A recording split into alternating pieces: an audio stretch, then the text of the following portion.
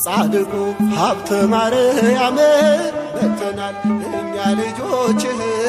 አድነን አውጣን ከፈተና አልብሰን የብርሃንን ፋና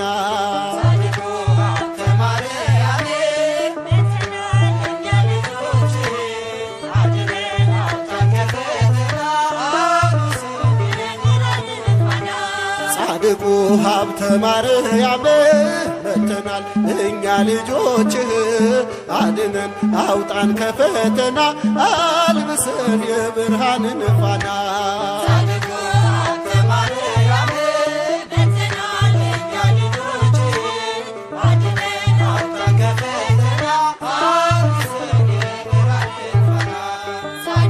ሰባት አክሊላትን